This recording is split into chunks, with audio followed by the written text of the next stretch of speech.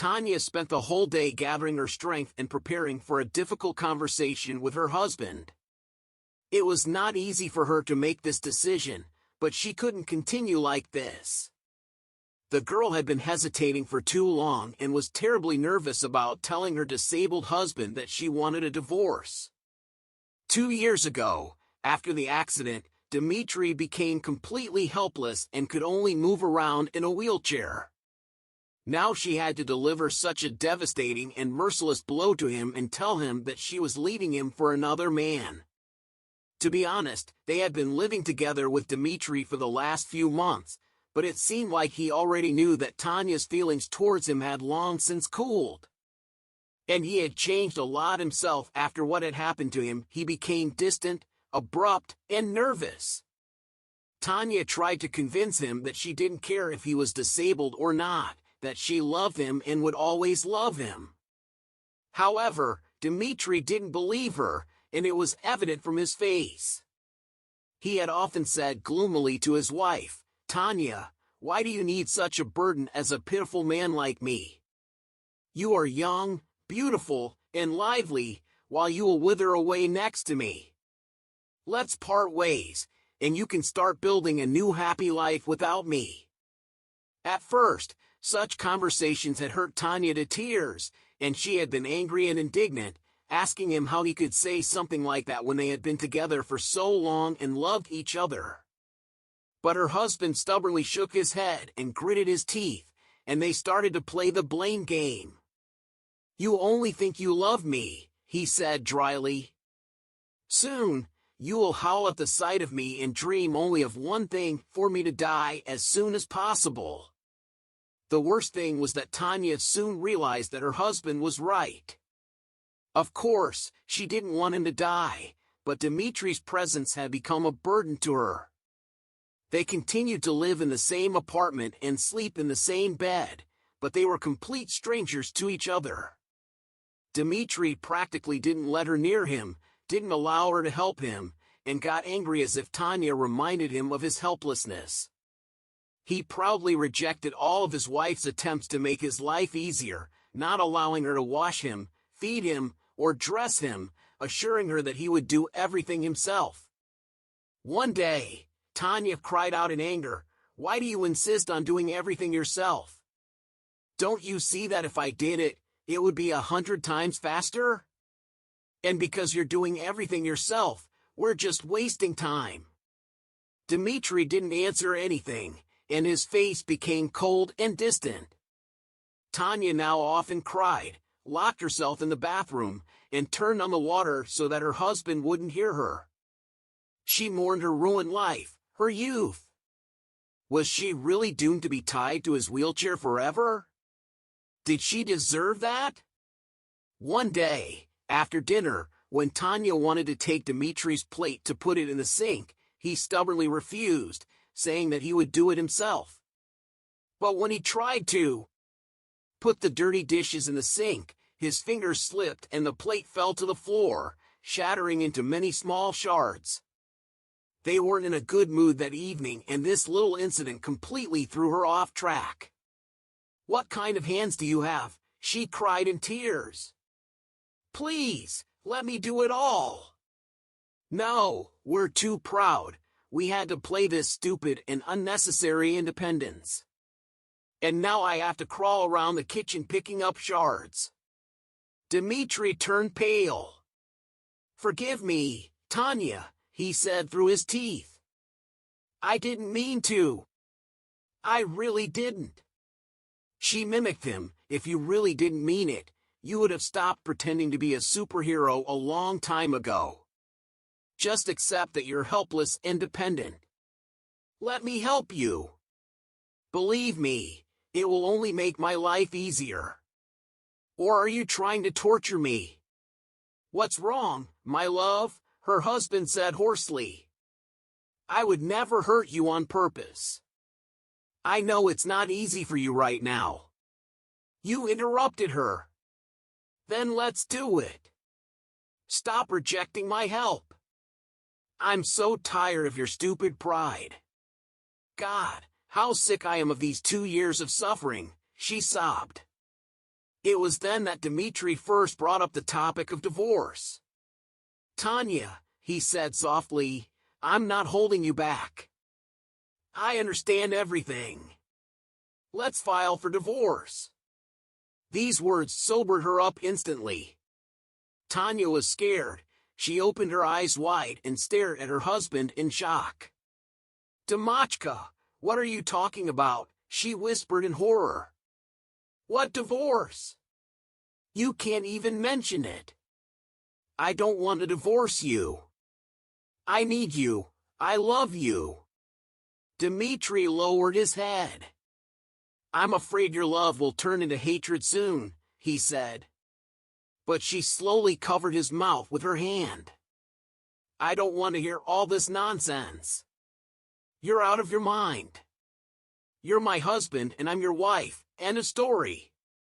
However, Dmitry was right. With each passing day, the irritation that had been building up in Tanya's soul grew stronger and stronger. Sometimes she had to struggle to keep from yelling at her husband or saying something offensive and unpleasant to him. Everything about him annoyed her, including the fact that he still generously offered to untie her hands and get a divorce. And Tanya cried from helplessness, because deep down she already wanted to divorce herself, but her conscience wouldn't allow it. One evening, they talked about it again. They argued, the Greek dance. Tanya had said too much to her husband and felt terribly ashamed. That's why she grabbed her jacket and flew out of the house.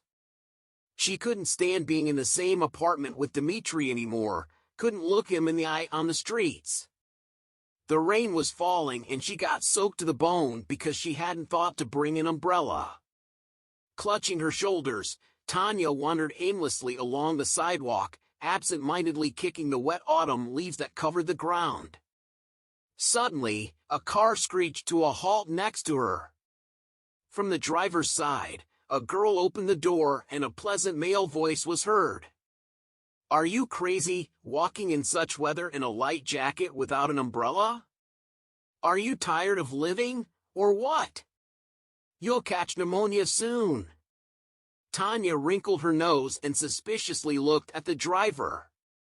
"What's your business?" she grumbled.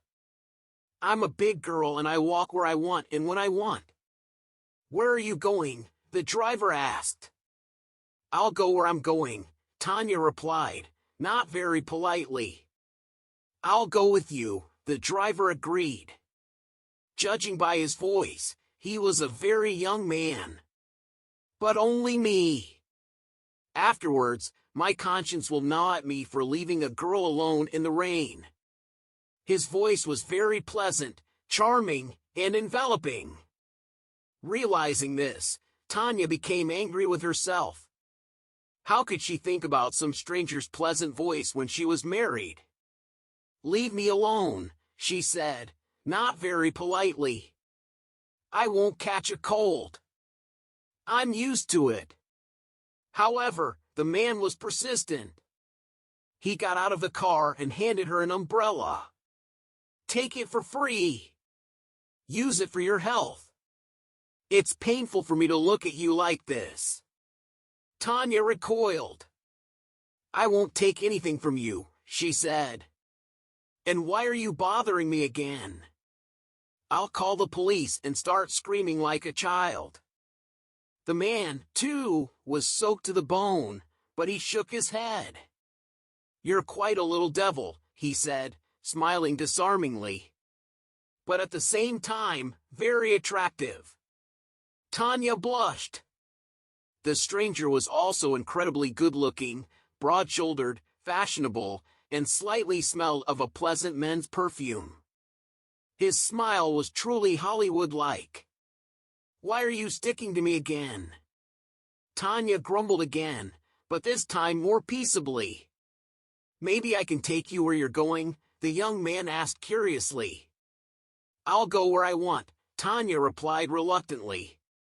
"Honestly, I don't want to get into a car with a stranger." "Let's get to know each other then," the man said. "No problem. My name is Artem Avas." Tatiana, Tanya grumbled reluctantly. What a wonderful name, like the heroine of the novel Eugene Onegin. But now I'm nobody, the stranger laughed. So, can I give you a ride? No, thank you, Tanya shook her head. Honestly, I don't even know where I'm heading. I'm walking without any purpose, just strolling.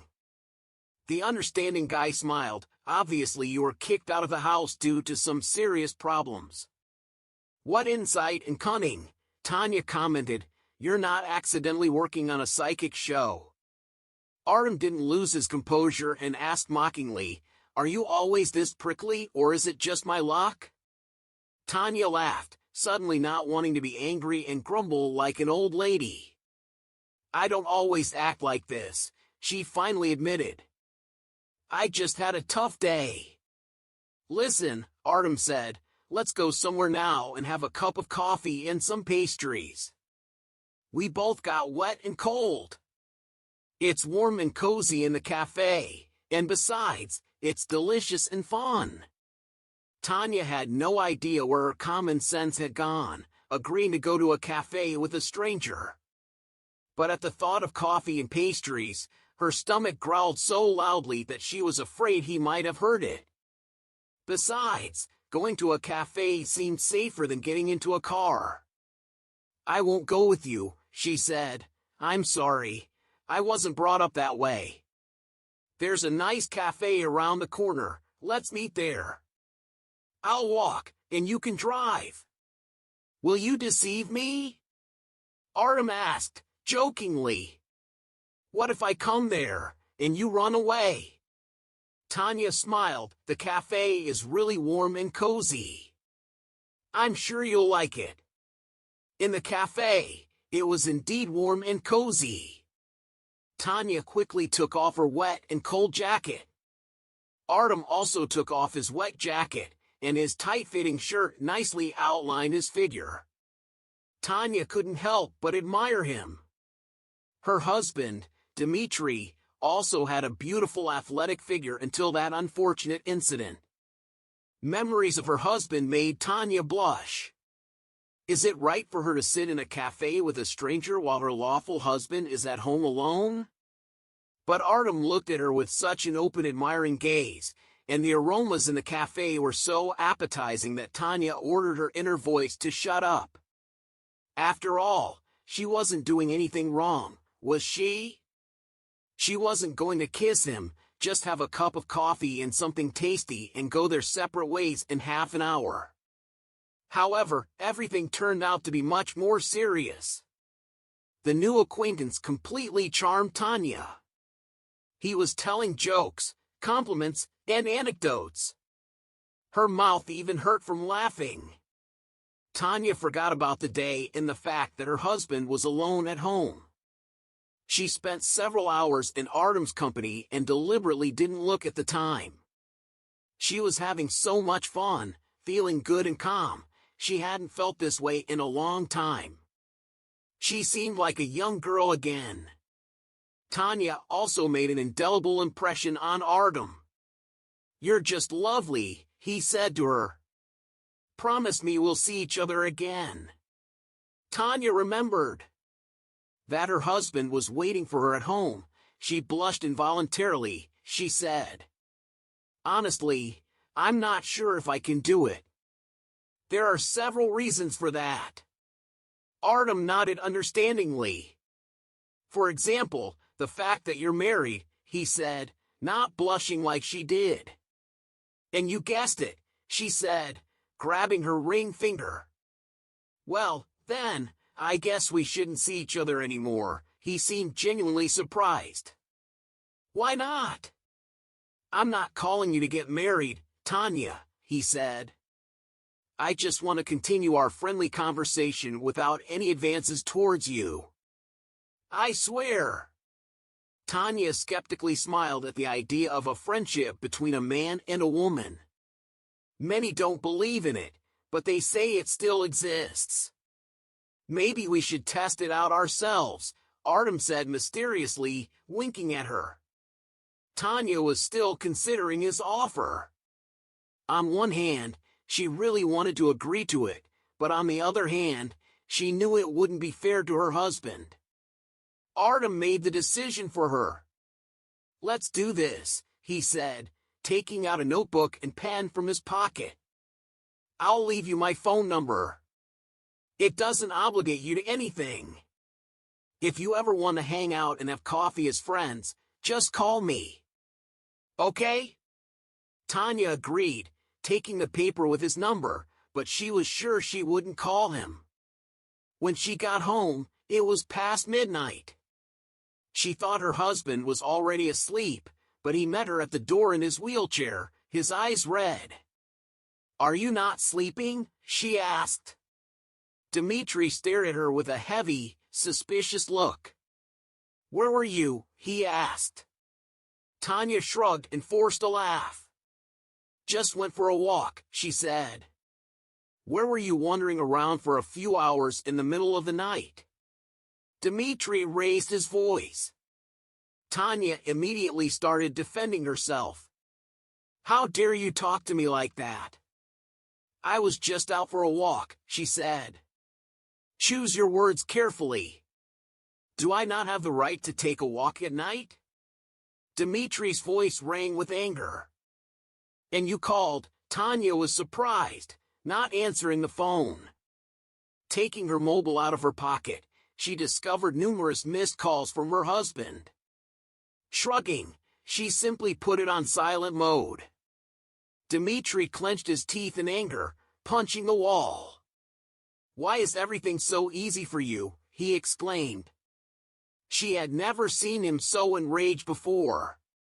"Don't you understand that I'm going crazy here?" Dmitry whispered, his voice not his own. "I was ready to climb the wall. I thought of everything, but you were just out walking and put your phone on silent mode. Can you stop yelling?" Tanya said coldly. "You'll wake the neighbors." Her coldness and calmness were just a facade. She knew she was at fault, but it's not always easy to admit one's mistakes. Dmitry panicked, his shoulders slumped as if his battery had suddenly run out. "Can't you at least think of me?" he said quietly.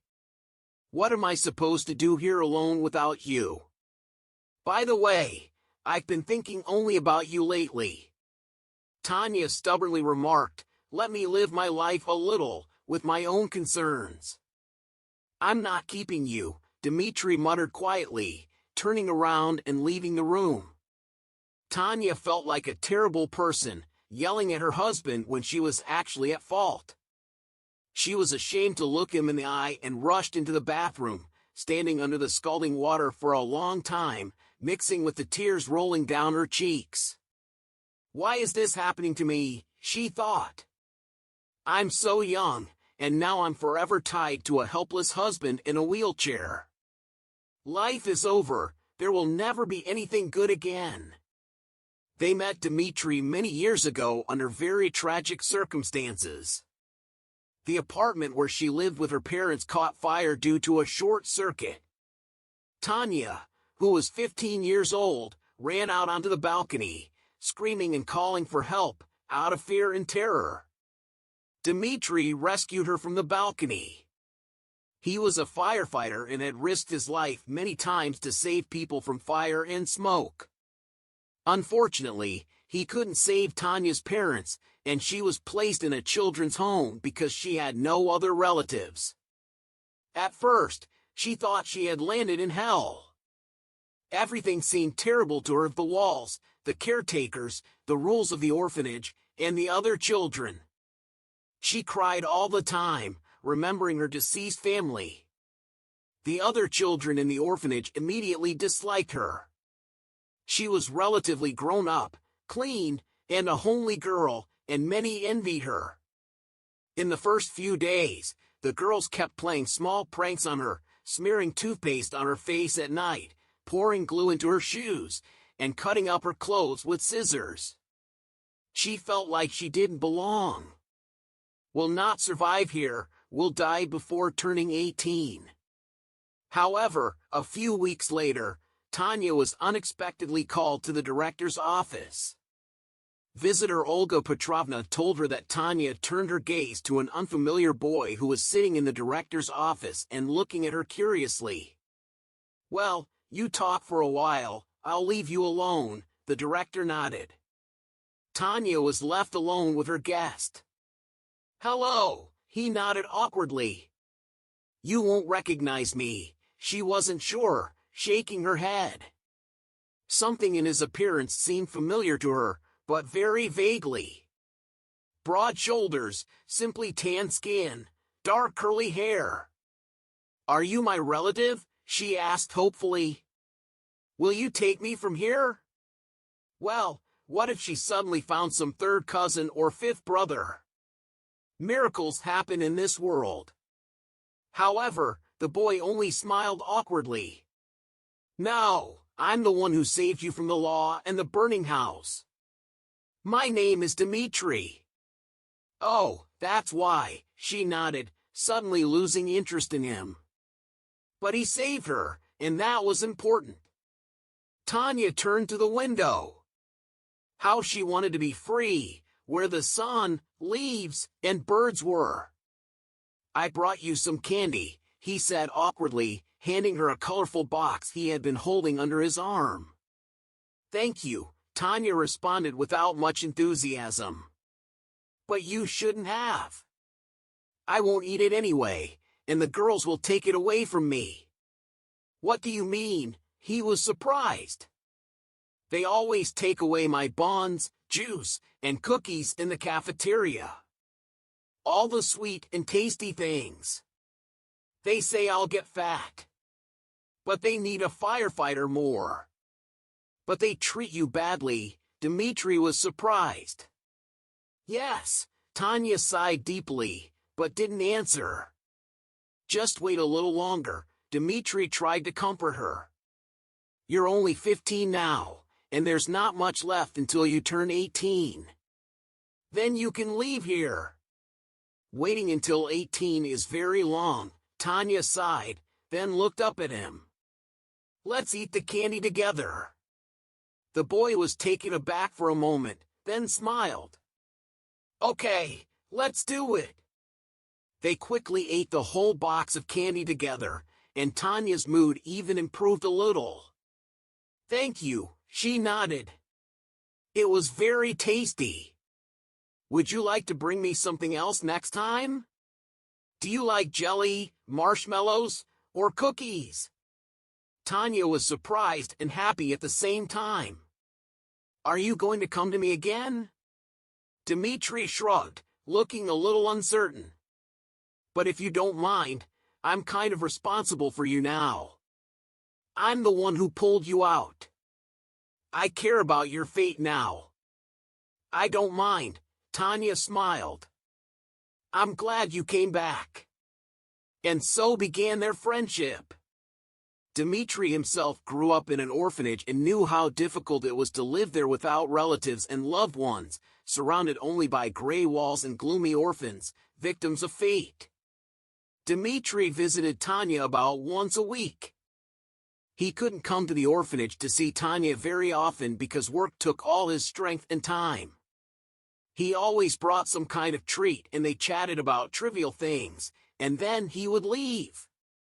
Soon, the girls realized that a new guy was coming to see Tanya. Someone from the intelligence agency had reported that he was quite handsome.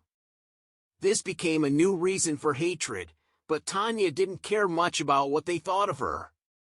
She now lived only for the expectations of these meetings with Dmitry, not even admitting it to herself. She fell in love with him, or rather, she loved him with her touching, pure first love. Dmitry was her Prince Charming, because he risked his own life to save her from death. Of course, Tanya didn't confess her feelings to him. She knew he would just laugh at her. He was so adult, 8 years older than her. Of course, he didn't even see her as a girl. She was a little foolish girl whom he had once rescued from the fire, and now felt responsible for. One day, Dmitry disappeared and didn't show up at the orphanage for 2 whole weeks. Tanya felt like she was going crazy with grief. The girls teased her, saying that her handsome guy had probably found someone more suitable in age and prettier than her. Tanya cried bitterly into her pillow at night. Was it true that he had become bored with her and decided to end their communication?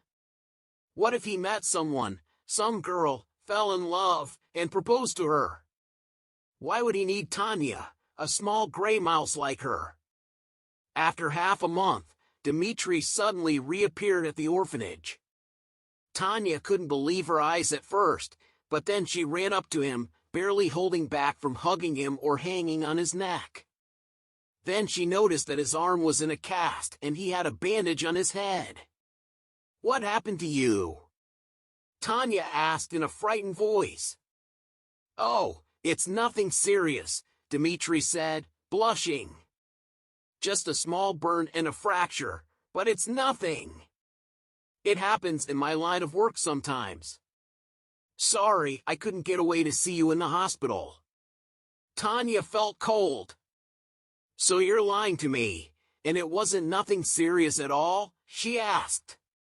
Dmitry tried to calm her down. "It's just a scratch, like on a dog.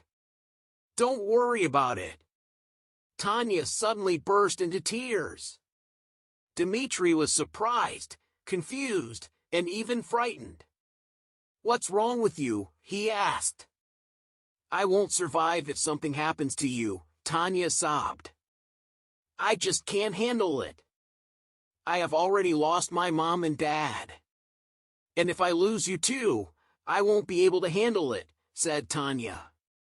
Dmitry became very serious, staring into her eyes for a long time before reaching out his hand and gently stroking her head. "You won't lose me," he said firmly. "I promise." When Tanya left the orphanage, Dmitry threw her a real celebration. He met her with a bouquet of flowers and invited her to a restaurant where she tried champagne for the first time. "You're already 18, so you can have a little," Dmitry smiled.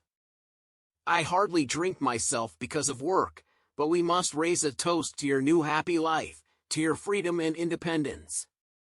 Tanya found it strange to think of herself as independent, but now she had her own small apartment and was planning to go to college and find a job. Life was starting to get interesting and fulfilling. However, she couldn't help but wonder if Dmitry would abandon her now that she no longer needed his help and support. He noticed the shadows on her face and asked what she was thinking about. "You won't abandon me now, will you?" she asked, looking up at him. Dmitry was taken aback. "What do you mean, abandon you? You're your own boss now, you have your own life." "Life without you is not life at all," he replied. Tanya had developed real feelings for Dmitry, but she was afraid to tell him for fear of scaring him away. She started college and enjoyed the student life, making friends with classmates and teachers. Many guys tried to court her, but she rejected them all, earning the nickname Ice Queen. One day, her classmate Svetka saw her having lunch with Dmitry and spread the news around the college. "Our Ice Queen is not so cold after all. I saw her yesterday with a handsome man, a real warrior with broad shoulders. He must go to the gym to have a body like that. He looks like he's from a magazine cover," she said. Dmitry's behavior towards Tanya changed after that. He was less eager to invite her out and rarely visited her. Tanya became consumed with jealousy and suspicion. She thought Dmitry had found a new girlfriend, maybe a tall, model-like beauty. In one of their meetings, Dmitry avoided her gaze and muttered, "I don't think we should see each other anymore." Tanya paled. After all, she was right in her suspicions that someone had appeared in his life and she was no longer needed. She muttered in a miserable tone, "Dmitry, I am no longer needed by you at all." Dmitry looked away. "That's not the point." What does your friend forbid you from communicating with me? Tanya asked sarcastically. He pulled his eyes out in surprise. Who? Your friend, fiancée, mistress. Who have you hidden behind your careless tone, hiding your jealousy, she said. Dmitry shook his head. There is no friend. It's something else. Tanya stared at him in confusion. Then what the hell is it? She asked. You don't understand somehow, he sighed. Tanechka, you are no longer a helpless little girl that I once saved from the fire. You have grown up to become a young, beautiful woman, and I find it increasingly difficult to control myself. I find myself drawn to you as a man is drawn to a woman. That's why we have to part ways. Tanya felt a wide, happy smile spread across her face from ear to ear. Why do we have to part ways? She asked boldly. If I feel the same way about you? Dmitry looked at her incredulously. What do you feel? Tanya shook her head, looking at him with shining eyes. You fool, oh what a fool you are. I have been in love with you since I was 15. Didn't you realize that? Dmitry croaked, I love you. And I will not let you go. I have waited too long for you to finally see me as a woman. And reaching up on tiptoes, Tanya leaned in to kiss him. They were very happy together, so much so that it was sometimes scary. But everything cannot be so perfect. There must be some catch. Dmitry literally swept the dust off her, carried her in his arms, showered her with gifts, spoiled her and bathed in his love. They got married when Tanya was finishing college. There was no happier or more beautiful couple in the world. They both worked in their respective fields, and Dmitry continued to work as a firefighter. They planned to have a child in a year or two. Everything was going so well, until Dmitry and his team were called to a fire in a nightclub one night. As he helped to evacuate people, a burning beam collapsed and broke his spine. Doctors said that Dmitry would hardly ever be able to walk again. Medicine was powerless here, they said, shrugging their shoulders. Only a miracle could help. How many tears did she shed then, crying in front of how many doctors? She went to how many healers? Hope would flare up in her soul, then extinguish again.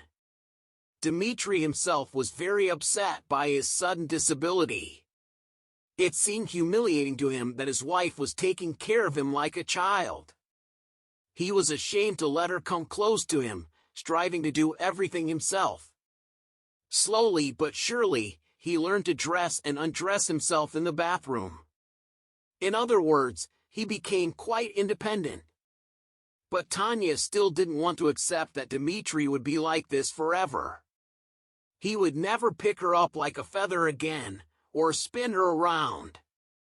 She hid her sadness from him, crying quietly into her pillow at night. But he, of course, saw, heard, and understood everything. And from that, he became increasingly gloomy with each passing day. He had to give up his dreams of having a child. Although doctors assured Tanya that Dmitry's reproductive function was not lost, and that they could still conceive and have a child, she thought about this prospect with horror. A child? No way! That would mean hanging another helpless creature around her neck. She would just go crazy. No talk of a child.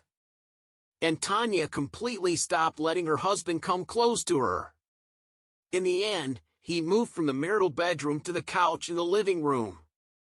When Tanya got out of the shower, Dmitry was already fast asleep, or at least pretending to be. It was better not to continue the discussion, she thought, remembering her new acquaintance Artem. She put her hand in the pocket of her jacket and pulled out a scrap of paper with his phone number on it. At first, she wanted to tear it up and throw it in the trash, but then she changed her mind. What was so bad about calling this pleasant young man once? He had assured her that he wouldn't bother her or try to make advances. Tanya saved his number in her mobile phone's memory, but gave it the name Irina, a hairdresser, so that her husband wouldn't suspect anything. Dmitry, of course, never pried into her phone, but she understood that she was treading on thin ice. She was already starting to hide her new acquaintances from her husband, being secretive and evasive. She didn't like what was happening to her, but at the same time she remembered how admiringly Artem had looked at her in the cafe, and damn it, she hadn't felt like a woman in so long. No one had looked at her like that in so long. And, cliché as it may be, she hadn't been to a cafe in so long. She wasn't looking for an excuse for her behavior, but gradually, as their relationship with Artem deepened, it was clear that it was not limited to just friendship. When she called him for the first time, he invited her to a cafe again, but this time he chose the place himself. They had a wonderful time together, had a delicious dinner, and even danced. But their farewell was limited to a friendly kiss on the cheek from Artem, which Tanya allowed. On their next date, they went to the theater, and as he walked Tanya home, Artem suddenly hugged her by the waist and kissed her passionately like a man. Tanya was both terrified and thrilled, her head spinning and her knees weak.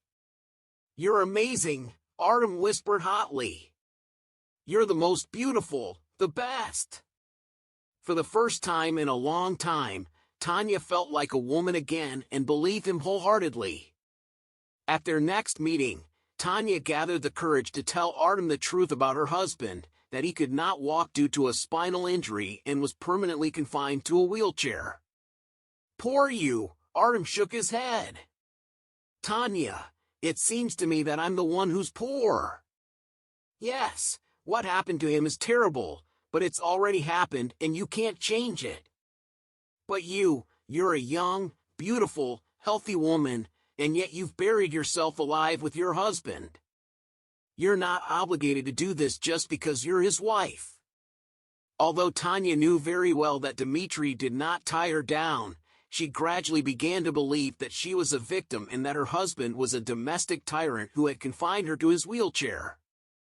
That evening, she returned home feeling guilty and shouted at Dmitry for something, then punished herself with her last words. But deep down, she already knew what her feelings for her husband were. She had none.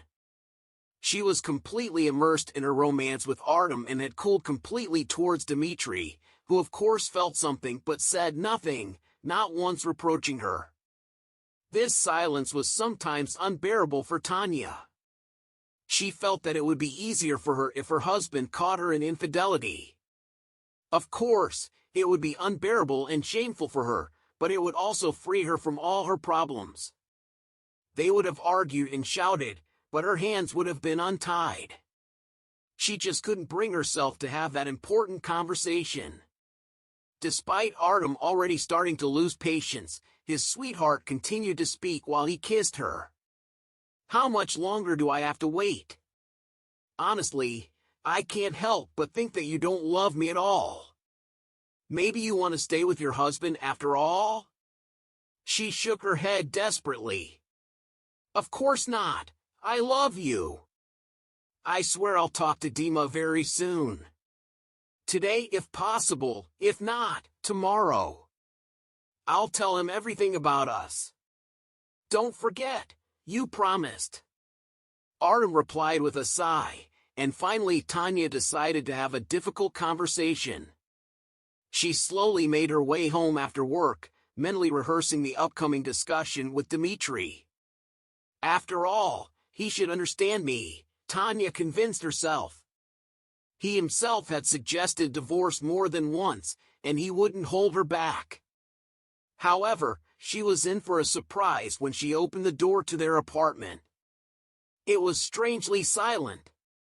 At first, she thought her husband was simply sleeping, but upon entering the room, she found that he wasn't there. He wasn't in the bedroom, kitchen, or bathroom. The apartment was completely empty. It was so strange that she didn't even get angry. "What nonsense," she said out loud. Where could he have gone? Dmitry never left the apartment on his own. The building and entrance weren't equipped with special ramps for disabled people, so he couldn't have gotten out without help. Tanya was lost in thought again. She searched the entire apartment, opened the closet door, and found that some of Dmitry's things were missing: a couple of t-shirts, underwear, jeans, socks. "What nonsense!" she exclaimed. Then she noticed a piece of paper lying on the kitchen table. How did she not notice it before? Tanya thought she would read the note and find out that her husband was just playing a prank on her. He would appear from somewhere and laugh at how scared she was. Although such jokes were not like him at all. However, the note put everything in its place. "My dear Tanya, I know you're a wonderful and very kind girl. You would never leave me because you have a compassionate heart. Believe me, I don't want to tie your hands. You're young, beautiful, and deserve personal happiness, not that of a helpless invalid. That's why I'm letting you go. You're free to do whatever you want. I suggest a notarized unilateral divorce agreement, as well as a request to consider the case in my absence, but they will slightly delay the process. Be happy, my dear. I know that someone has appeared in your life and I don't want to torture you. Build your life with new relationships. I will never stand in your way again and won't be a burden to you. I remember that I always loved you, love you, and will love you, your Dima." After finishing this farewell letter, Tanya slumped to the floor, as she should have been feeling joy and relief, but instead she pressed her husband's letter to her lips and burst into tears. After crying, she walked around the apartment again to understand what Dmitry took with him. Mostly, only clothes were missing, as he didn't take the computer with him. Apparently, it was too heavy to carry. Looking at the wall, Tanya suddenly noticed that one of their joint wedding photos was missing from the frames. They were so young, beautiful, and happy. Tears flowed down her cheeks again. At that moment, her phone vibrated. Taking a new incoming message, Tanya frantically grabbed her mobile phone, hoping that Dmitry had written something to her, but she saw that the message was from Artem. She felt deep disappointment. "But what did you talk about with your husband?" the young man wrote to her. "Nothing," Tanya replied. "He realized everything, guessed it, gathered his things, and left." The phone rang immediately. "Tanechka, is it true?" Artem's voice was literally ringing with joy. "Listen, it's great. Consider yourself free. Apply for a divorce immediately, and then we'll get married." Tanya muttered weakly in response. "Artem, something's wrong. I don't hear any happiness in your voice. What's wrong? Isn't this what we've been dreaming of for so long?" "Probably not," she replied uncertainly. "I don't know, Temmie. Honestly, I don't know. Finally, I'm just confused. On the one hand, I really wanted to break up with Dima, but on the other hand, I wanted to tease him." Artem interrupted her. "Stop this nonsense. We're together now, and always will be. The last obstacle to our happiness has been removed." He called Dmitry an obstacle, a living, feeling human being. Tanya shuddered at this epithet. "I can't say that," she said finally. "I just feel terrible now. I'm a traitor, you know." Artem began to get angry. "I only understand one thing. You decided to ditch me. Let's just take a break," Tanya asked. "I don't mind being with you, but not right now. What? Artem protested. I've been waiting and enduring for too long. What kind of excuses are these? Or do you still have some tender feelings for your pathetic husband? Tears sprang from Tanya's eyes again. He's not pathetic, she shouted.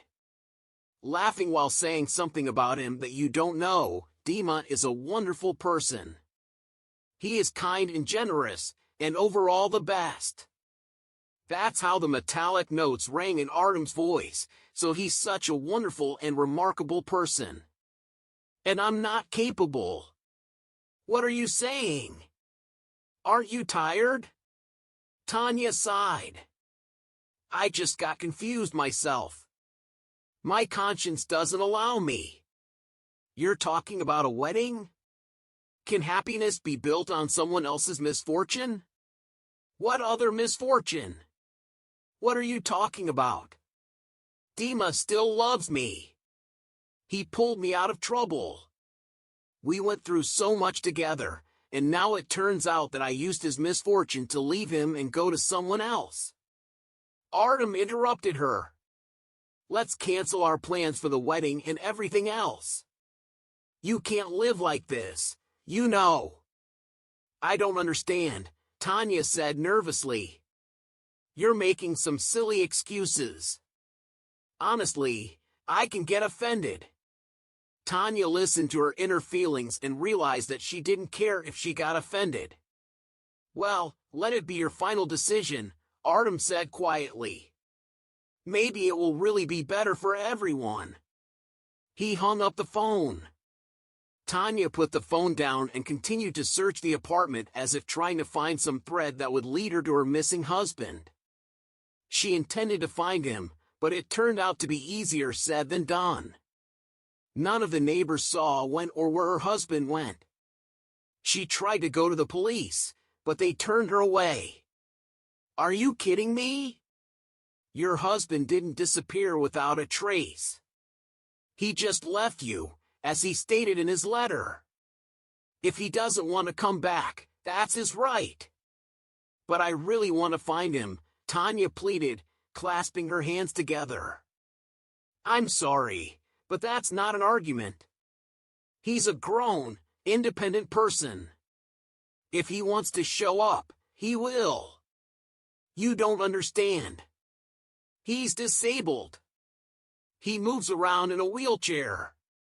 He won't be able to live without me, but he left the house somehow, Tanya said. Well, then he's not that dependent after all. He can take care of himself, the policeman said. And if something happened to him, like an accident? Tanya asked. We don't know anything about that. If we receive any details about an accident involving your husband or someone who looks like him, we'll let you know, the policeman shrugged. Tanya had to leave the police station disappointed. She then thought about her husband's friends and colleagues, mostly firefighters like him. As he himself had invited the guys home several times, Dmitry was the commander of the fire brigade and the guys respected and loved him at first. Tanya searched for the fire department's phone number on the internet, where her husband used to work, but then she realized that it would be better and more accurate to go there in person. It is unlikely that they will provide information about employees over the phone. When Tanya arrived at the fire station, the former brigade led by her husband's best friend, Mikhail, had just returned from a call. Tanya immediately recognized his tall figure and rushed over to him. Misha, I need to talk to you. Mikhail also recognized her immediately and didn't seem surprised. Okay, go ahead, but quickly, I need to take a shower. Tanya started right away with the main topic. You don't keep in touch with Dima at all. Mikhail frowned. Why do you need to know that? Tanya lowered her eyes. I really need to find him. I have to tell him that I love him very much and ask him to come back. Mikhail shook his head mockingly. You took a long time. He's been gone for a month. Tanya tried to justify herself at first, saying that she just didn't realize she had to turn to colleagues right away, but then she was stunned. "How do you know it's been a month? Do you know where he's going?"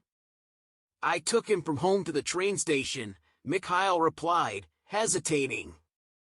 "And I don't know where he went. He said he wanted to start a new life and forget about the past. The train was heading north, but he didn't tell me the address. So, you see, he could be anywhere." "Oh, God," Tanya moaned. "How am I supposed to find him now? I'm already exhausted." Mikhail looked closely at the young woman. "Are you sure you need to find him?" Tanya nodded firmly. "Absolutely. I love him and can't imagine my life without him. I'll find him sooner or later, no matter what it takes." "Well, good luck if you find him," Mikhail smiled. "Come back, both of you. We miss him." The search took all of Tanya's strength and free time. She studied the train schedules for trains heading north and tried to figure out where her husband might have gone. Unfortunately, she had no clues at all. Sometimes her hands just fell from helplessness. But then Tanya reread his farewell letter. "I've always loved you, I love you, and I will always love you." These lines invariably gave her strength, and she stubbornly continued her search. Artem called her a couple of times, apparently forgetting his threat never to return, but Tanya was surprised to hear his voice. On the phone, she couldn't understand how she could have ever imagined that she loved him. Now she realized very clearly that there was no one more valuable or closer to her life than Dmitry. She had betrayed the most precious and beloved person, and even if she found him, she would have to put in a lot of effort to regain his respect and trust. She was willing to do anything for him. Tanya felt terrible. It was embarrassing to remember how she behaved with her husband and what complaints she made to him. It was scary to think about what a selfish person she was portraying herself as. Because if a similar tragedy happened to her, would Dmitry turn away from her? Would he be annoyed with Tanya for becoming helpless? Would he take his anger out on her? Of course not. She failed this exam miserably, but Tanya was ready to pay the highest price for everything and correct her own mistakes. Day after day, week after week, month after month, sometimes real despair overwhelmed Tanya, and sometimes hope enveloped her again. But so far, she knew nothing about her missing husband. A year had passed since his disappearance, and on that day, Tanya felt completely broken and crushed. Was it really not meant for them to meet again? She mindlessly wandered around the house, mechanically wiping dust off objects.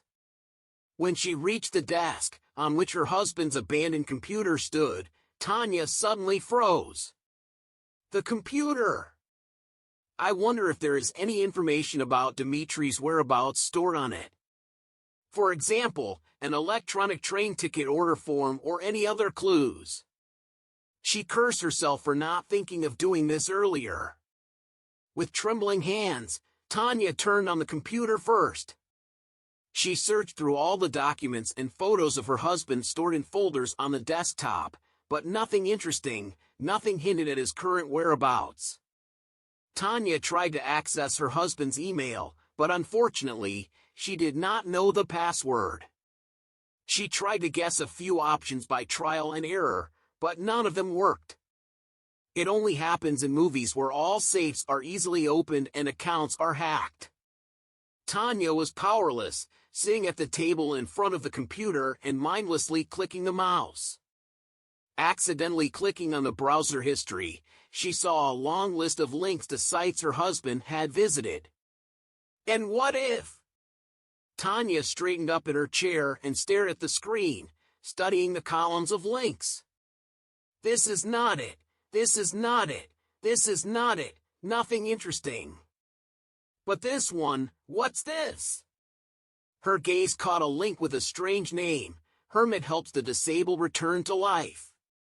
Tanya felt a chill in her chest. Her intuition told her that she had stumbled upon a clue and was now on the right track.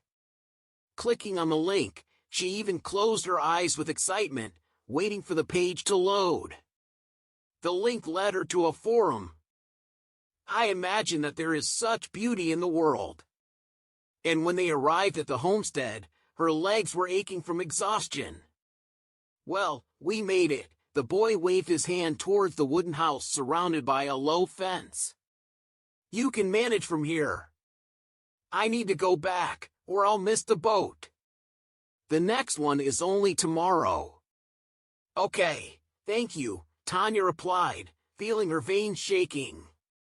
What if all her calculations were in vain and her husband wasn't here? What would she tell the old man? What would she do here until tomorrow? The boy took his earned money from her and cheerfully ran away. Tanya cautiously approached the gate in the fence and hesitantly pushed it.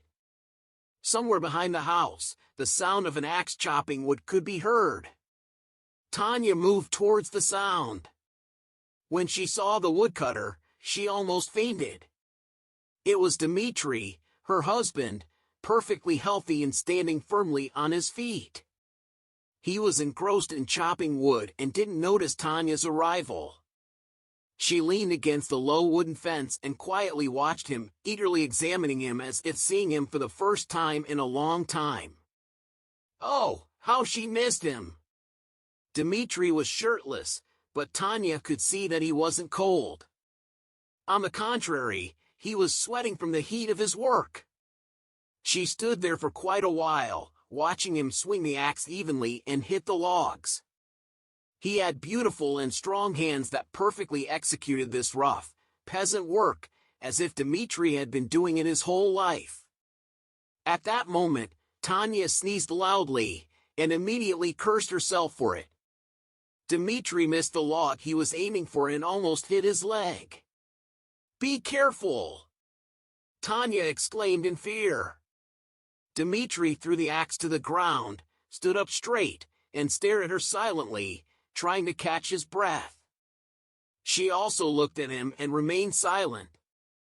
Any words would have been unnecessary, false, and empty. Finally, after catching his breath, Dmitry asked, "How did you find me?" Tanya shrugged her shoulders. What does it matter? The important thing is that I found you. There was an awkward pause. I'm glad you're feeling better, she said quietly. Dmitry nodded. Yedorich helped me up and put me on my feet. I'm very grateful to him for that. Tanya repeated awkwardly. And you got married for the second time. Tanya shook her head. No, what are you saying? You're my husband. I don't need anyone else. Dmitry frowned. Wait, I don't understand. I left all the divorce papers for you. We were supposed to get divorced without my presence. Tanya shook her head again. I didn't file for divorce. Why? He asked, genuinely surprised. Isn't it clear? Tanya smiled, but it wasn't a joyful smile. I don't want to divorce you. I love you. And at that moment, his voice trembled with betrayal. He rushed towards her, straight through the pile of chopped wood, and embraced her so tightly that she almost suffocated.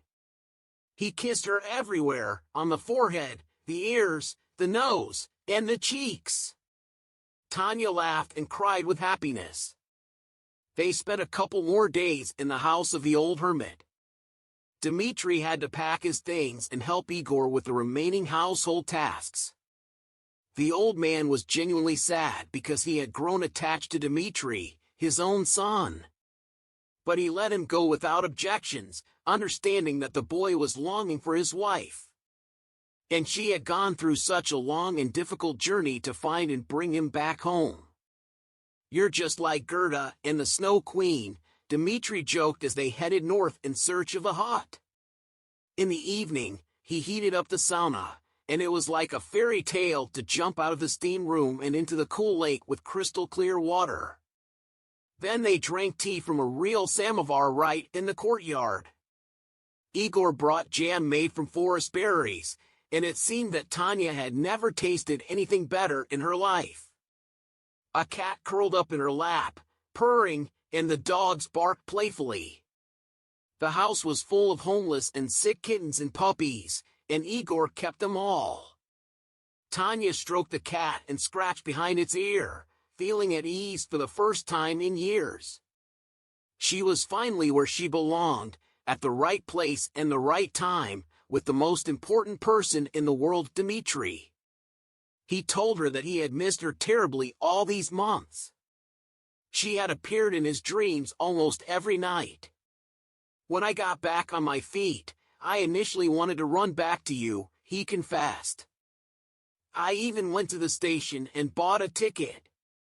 But then I thought, what if you're already married?